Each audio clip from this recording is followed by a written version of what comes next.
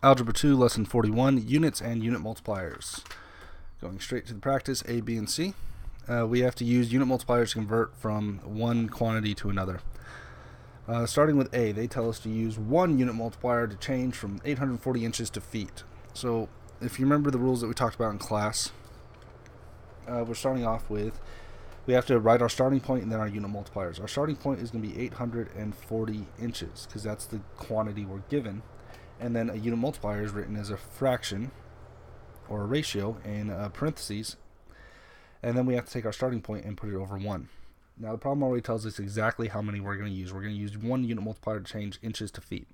And if you remember the rules, the goal is to get rid of inches. So if inches is on top, inches is going to go on the bottom.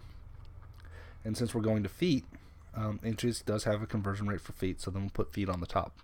Now we have to ask ourselves how many inches are in 1 foot, or how many feet are in how many inches. Well, the answer should be pretty simple if you memorized these. 12 inches are in 1 foot. That is our unit multiplier. So this value right here is the unit multiplier. This is our starting point. From here, all we have to do is multiply, or simplify by cross-canceling. So we'll cross-cancel inches and inches. We multiply, and then we get 840 feet over 12. Now, sometimes your book will let you leave it in this form, but in simpler problems like this, they'll actually ask you to divide it. If we divide 840 by 12, we get 70. We get 70 feet. 12 can go into 84 7 times. So we get 70 feet as our final answer. And that's when you're dealing with one unit multiplier. If you're dealing with more than one, they don't make you do a whole lot of multiplication, and you'll see that on practice B. On practice B, they tell us to use 2 unit multipliers to change 90 square feet to square inches. So our starting point is going to be 90 feet squared. We're going to put our starting point over 1, and then we're going to draw our 2 unit multipliers.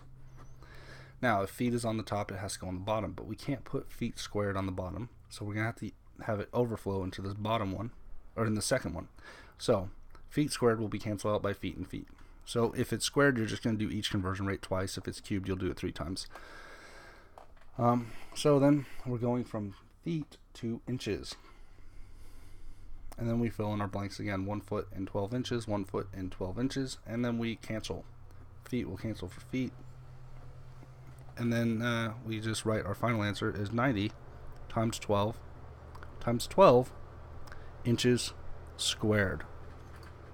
And in this case, they're not going to make you multiply. That is acceptable for the final answer. The last one, practice C. This is where it gets really big. They want us to use 6 unit multipliers to convert 30 cubic miles to cubic inches.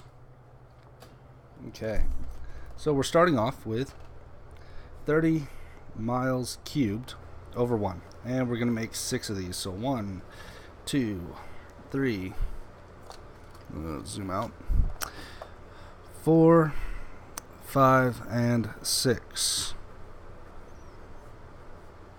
And we'll start our path. So if miles is on top, it's going to go on the bottom, but like I said, we can't put miles cubed, so we're just going to put miles 3 times. And so we have to go from miles all the way down to inches. So we don't have a conversion rate from miles to inches, so we're going to have to stop somewhere along the way, and that's going to be feet. So we put feet on top. And there's 5,280 feet in every mile. From there we can go, now we got to finish out our path. We got to get all the way to inches cubed. So feet is on top, it goes on the bottom. Feet is on top, it goes on the bottom. Feet is on top, it goes on the bottom. And then we can put inches on the top. And we know by now there's 12 inches in 1 foot. From here we can simplify. Our miles cubed will cancel out these 3 miles. 1 foot will cancel 1 foot.